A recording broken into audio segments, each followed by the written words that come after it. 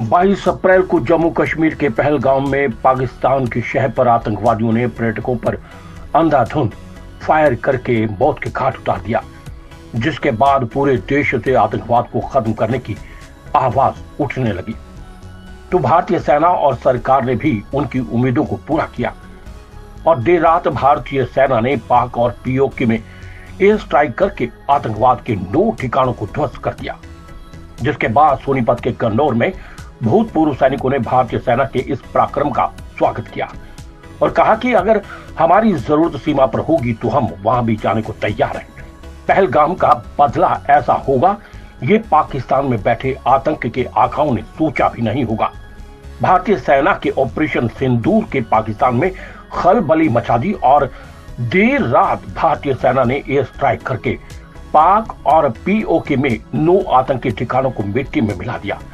जैसा कि देश के प्रधानमंत्री नरेंद्र मोदी ने अपने भाषण में कहा था कि जैसा भारत चाहेगा वैसा ही होगा, और बीती देर रात भारतीय सेना की एयर स्ट्राइक के बस पूरा देश सेना के मनोबल और ऑपरेशन की जमकर तारीफ कर रहा है। तो सोनीपत के गन्नौर नगर पालिका कार्यालय में भूतपूर्व सैनिकों ने भारत माता के जयकारों से मनोबल को और बढ़ाया है। आपने दो बात पूछी है संतुष्ट होने की। 2% हम संतुष्ट हो गए हैं। हमने ये विश्वास है आगे सरकार इससे भी ज़्यादा और बड़े कदम उठाएगी, क्योंकि मैं 28 साल आर्मी में नौकरी की और 13 साल में JNK में रहा हूँ, LOC के ऊपर ही रहा हूँ। बहुत ही फायरिंग होता था। अभी उन्होंने जो ये हमारे 22 तारीख को जो है उसके बाद कंटिन्यू सीज फायर का उल्लंघन कर रहे हैं। क्यों कर रहे हैं? ताकि मिलिटेंसी उस फायर के ये क्या करते हैं, फायर एक साइड से फायर कर देते हैं, दूसरी साइड से वो मिलिटेंट को अंदर भेज देते हैं। आर्मी का हमारे का मन भटकाने के लिए उनका दिमाग ही साइड में हो जाए, भाई फायर चल रहा है, और दूसरी साइड से वो मिलिटेंटों को अंदर भेज देते हैं।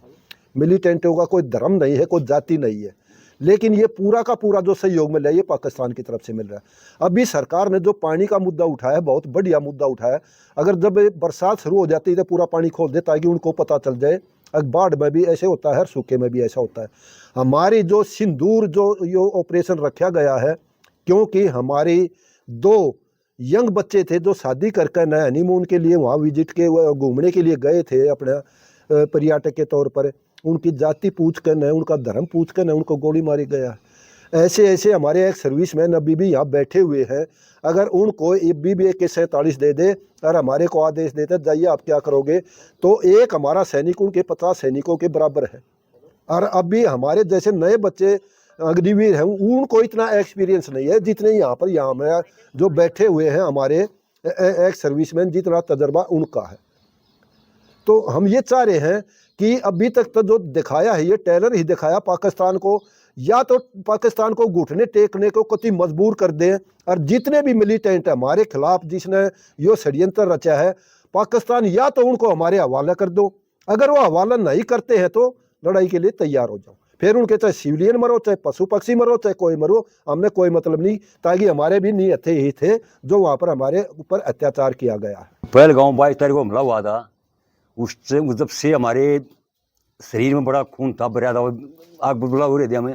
2 रात को आज हमारा हमला किया हमारी सेना ने, उससे हम संतुष्ट हुए हैं कुछ, और आगे भी इसके मतलब अच्छा कदम उठाना चाहिए हमने, हमारी सेना ने, और हमारे प्रधानमंत्री ने भी देना चाहिए हुक्म, भाई सेना हमारी मजबूत है और हम पीछे नहीं हटेंगे बिल्कुल भी। और हमारी जरूरत पड़ता है एक्समैन होगी तो हम एक्समैन नहीं 4 जाने लिए उस एरिया के, हम पहले घूमे हुए उस एरिया में।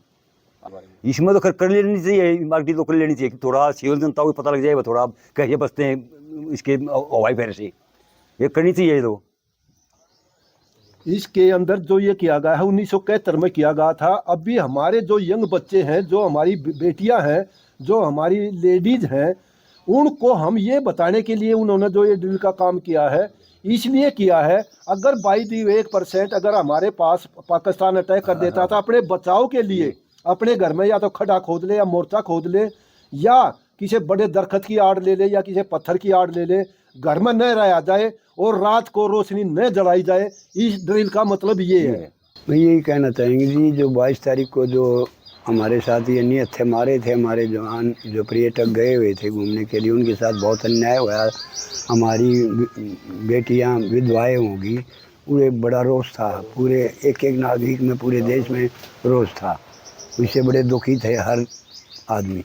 और देख ला आज जो ये काम हुआ है, सुनने में आया कि जो 9 ठिकानों पर आतंकवादियों के ठिकानों पर जो हमला किया है, ये बहुत ही सराहनीय काम है और इससे हम कुछ खुश हुए हैं। लेकिन ये तो वो बात है, सभी कह रहे हैं भाई ये तो खाली टेलर है ना, पिक्चर तो अभी बाकी है, तो पिक्चर को दिखाओ ताकि ये जो उग्रवाद है ना, उग्रवाद वो ख़त्म करो, चाहे वो किसी देश का हो। हम ये नहीं कहते, बाकी हमें जो सुनने में आ रहा है पाकिस्तानी जो है, पाकिस्तान ही कुछ उग्रवाद फैला रहा है, ज़्यादा पूरे विश्व में फैला रहा है, बल्कि यहाँ नहीं, उससे बहुत लोगों की जानें गई हैं, जान माल का होया। तो इसलिए जो भी कदम आगे उठाए हमारी सेना और हमारी माननीय प्रधानमंत्री जी, ये सराहनीय कदम है। और लेकिन इसका बड़े अच्छे ढंग से सोच विचार करके, ताकि आगे शांति रहे। हर रोज़ यही काम नहीं रह जाता लड़ाई करने का, एक बार यार पार की बात कर दो बस।